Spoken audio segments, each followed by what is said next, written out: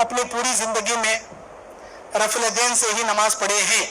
बेशक आप अलैहिस्सलाम अपनी जिंदगी के आखिरी सांस तक रफल दैन के साथ ही नमाज अदा किए। हजरत अबू हुरैरा रज़ियल्लाहु ताला नबी के इंतकाल से सिर्फ 4 साल पहले इस्लाम कबूल करने वाले, वो खुद बयान करते, मैंने नबी की जिंदगी की आखिरी नमाज मैंने देखा आप रफल दैन से नमाज पढ़ रहे थे। रफल दैन से नमाज पढ़ने वाली बुखारी मुस्लिम के 156 हदीसें। रफल दैन का अमल हदीस मुतवातिर, हदीस मुतवातिर किसे कहते हैं? उस हदीस को कहते हैं जिसके रिवायत करने वाले, अमल करने वाले हर जमाने में इतनी कसीर तादाद में कि जिसका झूठ पर इतलाक या गुमान करना भी मुमकिन नहीं, हदीस मुतवातिर है। रफल दैन से नमाज पढ़ना साबित है। जो लोग कहते हैं ये पहले नासिख था बाद में मनसूख हो गया, ये नासिख मनसूख की रिवायतें ज़ईफ है। बिल्कुल सही हदीस है कि अल्लाह के नबी वफात के आखिरी साल तक आपने रफल दैन किया है। अपने आप को अहले हदीस बोलना या इजहार करना कैसा? बेशक कर सकते हैं, डंके की चोट पर कर सकते हैं, लेकिन जहां दावत का काम करना है वहां अहले हदीस बोले तो लोग भाग रही, किताब और सुन्नत का नाम लेकर आप उनको बुला सकते हैं। हर जगह अहले हदीस बोलने से भी हिकमत अपनाना चाहिए, लेकिन आप अपनों के दरमियान अहले हदीस बोलने में कोई हरज नहीं।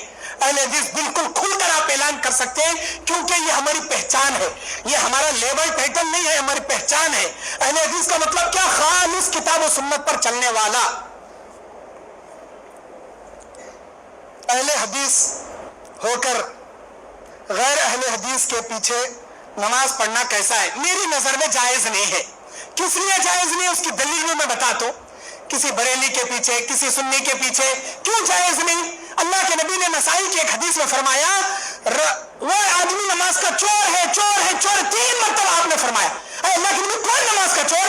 जो रुकू सजदे जल्दी जल्दी करता है, इत्मीनान से नहीं करता, वो नमाज का चोर है। अब आप जाकर देखो, समी अल्लाहु लिमन हमिदा, अल्लाहु अकबर, सजदे से अल्लाहु अकबर, अल्लाहु अकबर, एक सजदे से जैसे ही उठे दूसरे सजदे में चले गए। जबकि आप बुखारी मुस्लिम की हदीस उठाकर देखो, नबी का रुकू में जाना, रुकू से उठकर खड़ना, सजदे में जाना, 2 सजदों के दरमियान में बैठना, ये चारों औकात नबी के इक्वल इक्वल इक्वल इक्वल बराबर बराबर बराबर हुआ करते थे।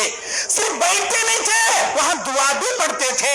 अल्लाहुम्मा इग़फिरली वरहमनी वहदीनी वआफिनी वरज़ुकनी, व फी रिवायतिन अल्लाहुम्मा इग़फिरली अल्लाहुम्मा इग़फिरली अल्लाहुम्मा इग़फिरली। बिल्कुल सही सनद से है।